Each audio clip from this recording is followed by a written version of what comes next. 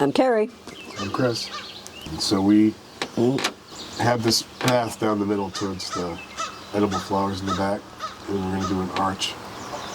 So today, we're going to try and bend an arch. We bought this cattle fence. It seems it's like the latest trend, it seems. Everybody's selling out of this cattle fence. Yeah, we had a hard time finding it. You arc it over, and then all of your climbing things like pole beans, cucumbers, and watermelons, and such things, they just grow up it, and then all the fruit. It's going to be a big improvement because our viney things on the ground take up too much space. So if we go vertical, we'll gain a lot of space out of that. There's a lot to say. All right. Let's bend one. All right. So we got 16, we got 10, 8, 16-foot cattle fences. Rent a trailer. Don't put a 16-foot piece of cattle fence on the top of your Nissan. The very helpful boy at the store was telling the funniest stories of people who came without trailers. Yeah, that's People not- showed up in a minivan. They're like, just put it on the roof. You don't even need to tie it down. Go to the U-Haul and get a trailer. We got a 12-foot trailer. It's a little short, but it only stuck out 4 feet towards the front. Towards the truck. Trailer Not at 12 feet. U-Haul for a day is like $50. And it's so much easier and safer. Anyway, all right, so we marked the middle piece. And then What am I doing? to bridge the two beds, we need to go 6 feet total. So we need to go 3 feet on each side. Right here?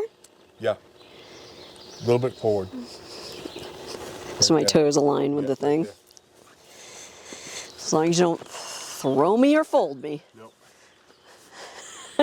Hold it. Hold your position. All right, I got it. You're good. You can get off. There's some bendy stuff going on here.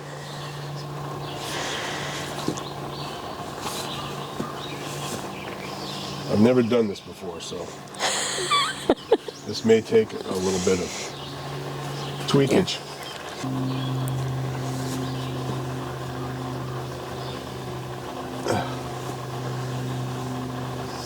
Look at that. I think it's gonna It's work. standing up. Oh, now I have to stand over here.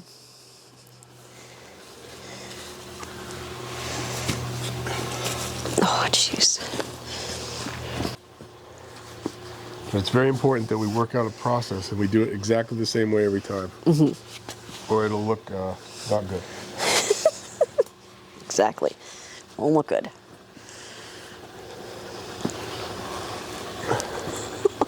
Okay, you can get off.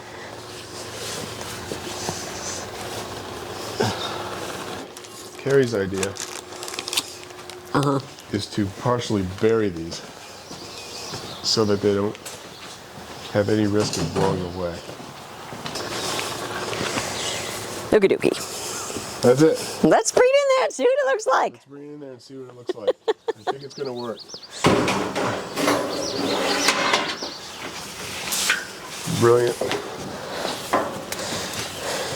It's perfect.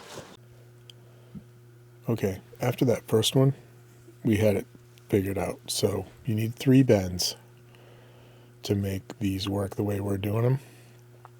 And that middle bend is really important. If you don't get that right, it can be pretty miserable to correct it. So, and it's the most important one too, because it's going to give the arch the most structural integrity, because the vines, when they get up there, they start to get a little heavy when there's a lot of fruit.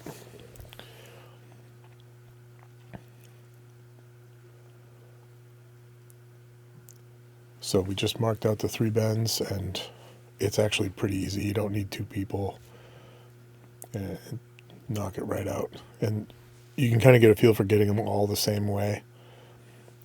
So when you're lining them up, it's a lot easier for it to look right.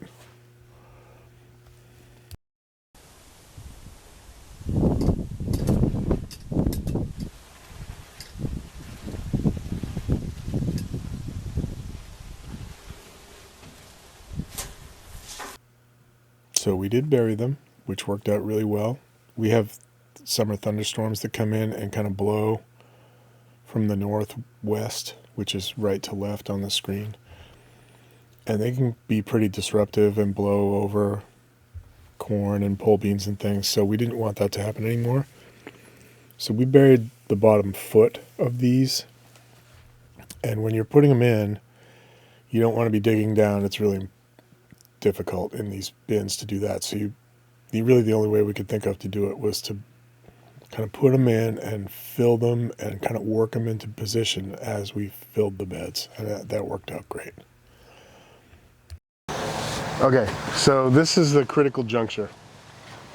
Having done just one of these my entire life, I've learned that this is the critical point. So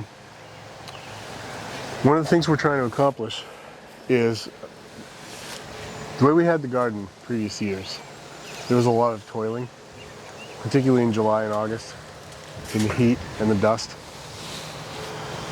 to beat the weeds back. It was so unpleasant for me that I would turn my back and leave, and I wouldn't come back for days. And then, the weeds would come back and I'd have to do it again. So one of the things we're trying to do with this garden is, we're trying to make it so nice that we're out here all the time. Not weeding. Not weeding, but we'll be out here so often that, and everything's waist high, we can walk around with a beer in my hand and pick weeds without putting it down. So that porch, that's what's going to draw us out here. So this tunnel is going to be beautiful. It's going to have all these beautiful vegetables on it. We're just going to sit there and look at it. You like chopping grapes. Yeah. But in order for it to be beautiful, it has to be perfect, lined up. Can't be all this way and that away, akimbo. So the point at where we're at now is that the beds, they're full enough to support, so that I can get these trellises lined up. This is lined up with that one. If I filled them up any more than this, I would lose ground and potentially be too high, and then I'd have to dig it out. That's not good. It's balanced. So I've got just enough in here for me to shift it into place without having to dig it out if I make a mistake. Got a spotter who's on the porch.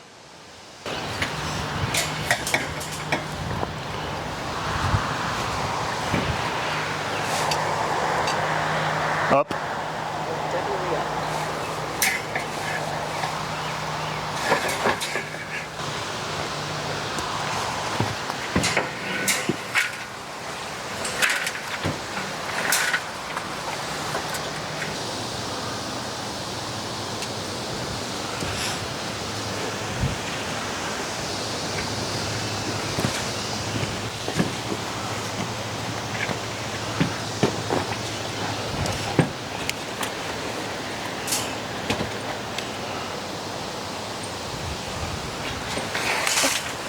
Can't reach it. You will soon enough.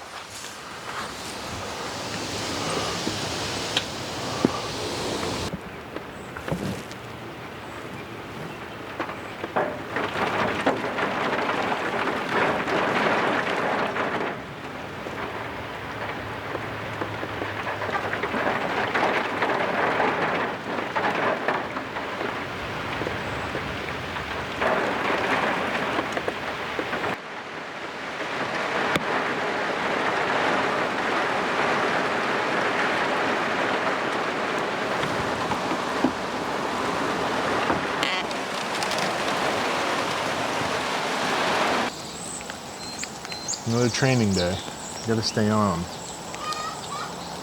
It's important because things are crowded down below near the ground.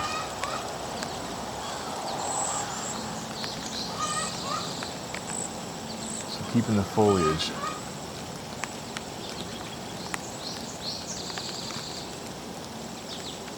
going up. Can't pick what you can't see.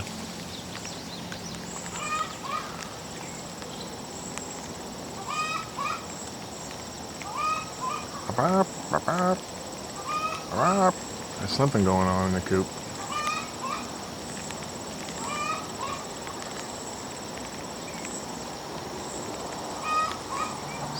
major disagreement. I don't want you all to think that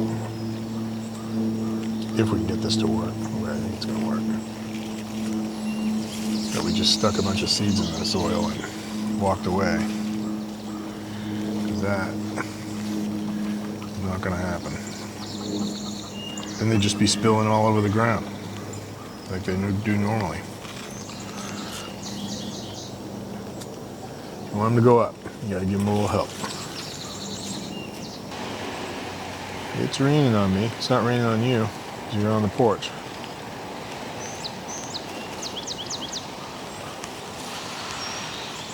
But given the heat that we've been dealing with, I'll take it. Not too much. There's another one. Just going to keep finding them. But I'm pretty much done. For today.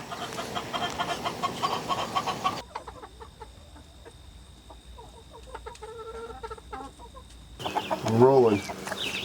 Rolling, rolling, rolling, rolling. We have... One moment. Do you mind? Why are you talking to me? One moment. Cut. Cut, roll, and go. I'm just gonna stay in there all day. All right, let's do 2 more. Wait, what do I do? Nothing, just let it go. It's not gonna run away. Oh, jeez. Now, if we do it exactly the same way every time, it won't look like... Asparagus. You gotta stop saying. Asparagus. I can't say that. No, it's a family show. It's important to have superhuman strength when you're bending metal. It's actually not that hard. It's just easier when you're incredibly strong. Huh. What do you make of that? To be successful, it needs another bend. At the top, like an arc. Yeah. It's perfect. Yeah, it is not perfect. Here you go.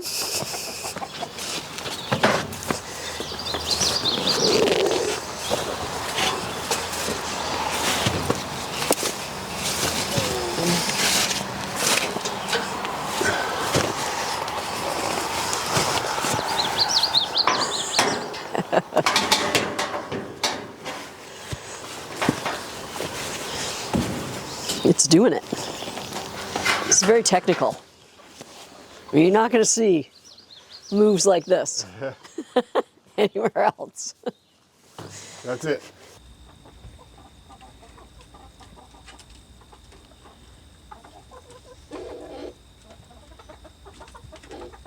It's perfect.